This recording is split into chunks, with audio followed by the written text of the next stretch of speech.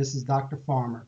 I wanted to take an opportunity to show you how to complete discussion questions for this class. In order to complete discussion questions for this class, you go to Desire to Learn, you open up the class.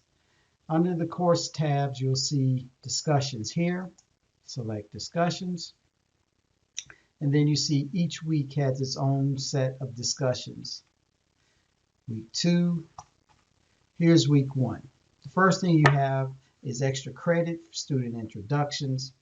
You'll see that described in the introduction video. You also every week have a Q&A forum. This allows you to ask me any questions, or you can ask me or your peers any questions that you might have about that week's assignments and or topics. And then after Q&A, you have the discussion questions for the week. This week, on the first week, we have the book defines personality as the underlying causes within the person of the individual behavior and experience. How would you define your personality? The way that I respond to discussion questions is I go into a word processing application and I type my answers to those questions there. That way my answers are spell checked and grammar checked before I post them. As you can see, I've already considered the questions. I've already read the chapter so that I can respond to the questions. Then I type my questions up here. And so since I have my questions, I simply copy them, my answers rather. I go to the first question. I select Start a New Thread. I need to name this, so I'm going to call it my name, Farmer. And I'll stop there. I'll just call it Farmer so that it's easily labeled. And then I paste my answer.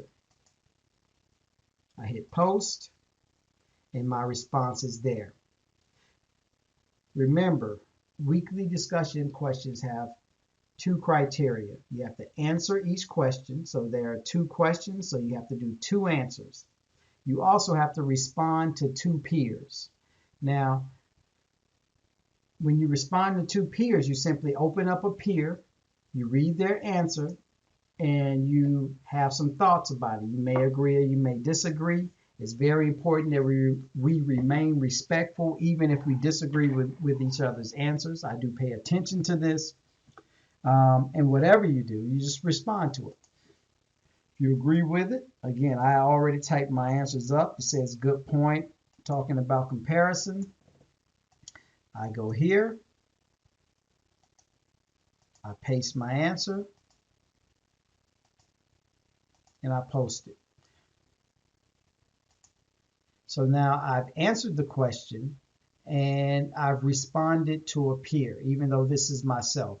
Remember, you have to respond to a peer. You cannot respond to yourself, but no one's answered in this class, so I'm using this as an example. And you have to do this twice. You do it for each question. So then you go to the second question, come up with your answer, start a new thread, create an answer for that new question, post it,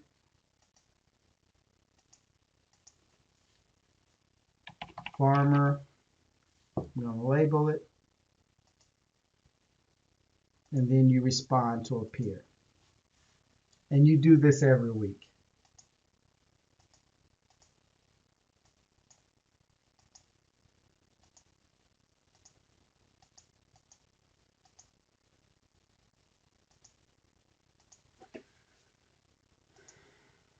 So now I've responded, I've answered each question, and I've responded to a peer for each question. The third 2, remember it's 2 by 2 by 2. The third 2 is you have to do these on separate days. You have to go online at least twice a week. So what I do is I answer the questions on one day, then I go back after a number of peers have responded, and I respond to a peer on a separate day. So now that meets the 2 by 2 by 2 requirement. I've answered each question, that's the first 2. I've responded to each peers, that's the second 2. And I did those on 2 separate days. That's the third 2. I hope this has been helpful. If you have any questions, you can submit those under the Q&A for the weekly discussions, or you can send me an email. Have a good day.